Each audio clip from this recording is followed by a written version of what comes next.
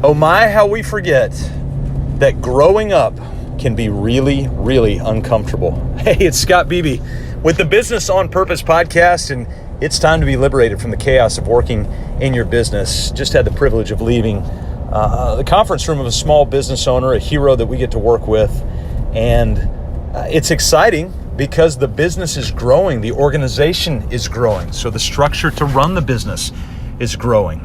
Everything in the business is growing right now. So you might be listening going, man, I wish I could be there. My, how we forget the downside of growth. Now, this is not to be a downer. In fact, just the opposite. I want to celebrate growth. And in the celebration of that growth, I want to remind us, based on some things that we've seen, of the pains that growing can bring. And so in this particular instance, there's been some new hires lately. And these new hires are new roles for the business. Because of the expansion, the growth of the business, the owner has had to start hiring people for roles that they are traditionally responsible for.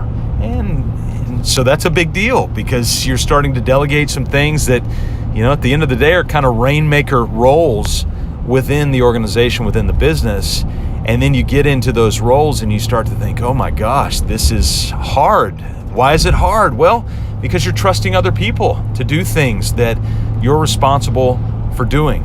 And not only that, but they're going to do it in the way that they do it. Now, you can coach your culture. We talk about that a lot. You can coach your culture through daily huddles, through team meetings, through repetition and engagement and vision and mission and values and all of those things, which are vitally important. It's why we talk about them all the time. It's why we have you start at mybusinessonpurpose.com/vision in actually writing out your vision story. And so those things are crucial. But when it comes down to it, when you hire somebody else, they are not going to do it exactly how you do it. That is part of the pain of growth. And it doesn't mean that they're not a fit.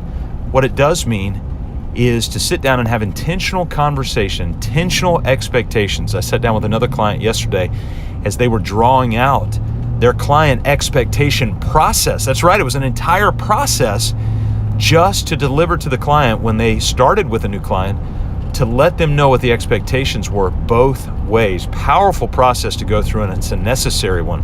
Well, the same is true as you're growing in your business and you're starting to bring in new people, new roles into the organization, that to have those expectation conversations is really, really important. And so in the same way that an adolescent, we've got 3 teenagers in our house right now, we're hearing of some growing pains. Gosh, my knee hurts. This hurts. Well, a lot of times it's not because of sports injury, it's because of growing pains. And so we're going to feel those in organizational life in the very same way that we feel that in the human organism life. It's no different. And so there's a lot of parallels in those lives and how we operate and how we live. So I want you to make sure as your organization either is on the cusp of growth or might be in the midst of growth, or you may be on the backside of growth. There's pain there as well. I want you to be aware that that growth comes with some impending pain, but not all of it's pain. Most of it's great, and we want to celebrate that. But with the pain, let's not be surprised, and instead, let's step back. Let's kind of put our coaching hat on, and let's think, in this situation, what can I do different because of the growth that we're experiencing? And I think you'll be able to walk through that in a much easier way, and in a way that you'll actually begin to learn from. So there's great opportunity in growth. I want you to own that. I want you to enjoy it. And even with the pain, I want you to ask yourself, what physiologically is going on in the organization that I can learn from and be able to train and deliver to the other parts and the other elements of my team? There you go. I'll see you next time right here on the Business on Purpose podcast.